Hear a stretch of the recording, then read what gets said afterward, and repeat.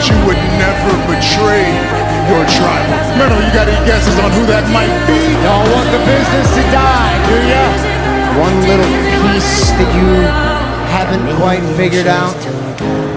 Paul Heyman is not in CM Punk's corner at WrestleMania by chance. Paul Heyman has made a choice.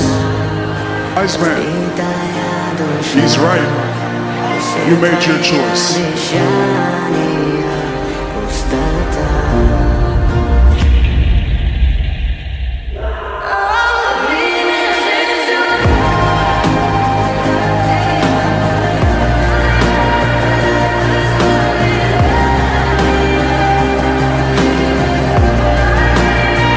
Tribal chief doesn't happen if I'm not with the wise men.